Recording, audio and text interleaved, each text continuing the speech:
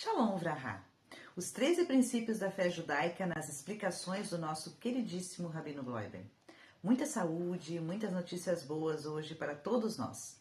O segundo princípio da fé judaica é crer com plena fé que o Criador é único. Não há unicidade igual a de Akadosh Baruch Hu. Só Ele é nosso Deus. Ele sempre existiu, existe e existirá. O segundo princípio consiste em ser o Criador único e não existir unicidade igual a dele. Só Ele é nosso Deus. Ele sempre existiu, existe e existirá. Quando falamos sobre único, infinito, em primeiro lugar queremos dizer aqui que tudo faz parte dele. Não estamos dizendo apenas que Akadosh Baruch Hu, Deus, está em todo lugar. Mas estamos dizendo que todo lugar é Deus. E a diferença entre um lugar e outro é somente o nível de revelação divina que se encontra nele. Porque se eu e você dissermos que Akadosh Baruch Hu, Deus, não está no lugar impuro, ele não está ali de forma alguma, estaremos dizendo que existem duas entidades. Uma que só se encontra em lugares puros e a outra é o próprio lugar impuro, que aí se torna uma entidade por si só. E isso não é possível, porque Deus é único e é infinito. O Rabbi Shneur Alzheimer, o Rebbe, ele comparou a existência do mundo em relação a Deus como um raio de sol em relação ao próprio sol. Assim que ele comparou a existência desse mundo aqui.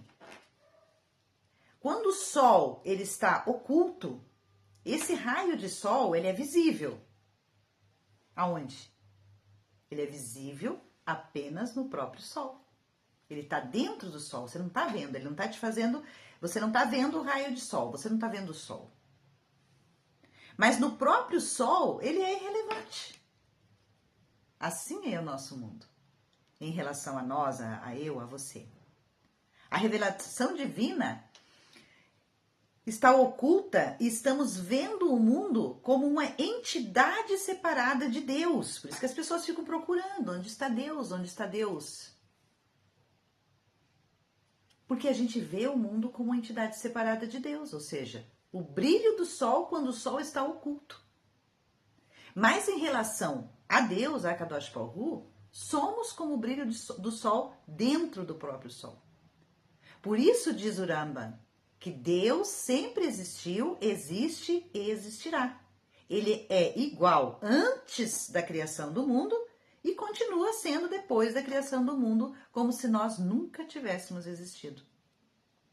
Quando o Rambam diz que não há unicidade igual à unicidade de Deus, ele se refere a isso. Ou seja, relativo a nós, a eu e a você, o mundo é uma entidade separada de Hashem. Mas, na verdade, tudo é irrelevante em relação a Deus, que é o referencial correto. Pela nossa lei judaica, não podemos pensar em Deus em determinados lugares, como, por exemplo, o banheiro. O motivo é ligado aos níveis de revelação divina que são ocultos para nós ali. No banheiro, o nível de revelação divina é baixíssimo, está muito baixo. A revelação divina no lugar impuro está tão oculta que lá é proibido até pensar em Akadosh Baruch Hu, pensar em Deus. E no lugar puro, ela é menos oculta, você não está vendo, mas lá devemos sim pensar em Deus, rezar.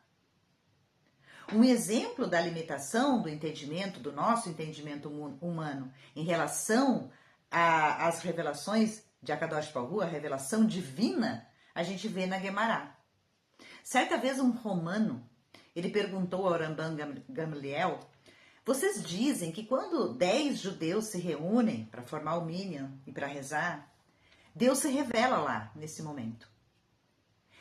Em muitos lugares eu vejo que 10 judeus se reúnem e estão lá rezando do mundo, em várias sinagogas e etc.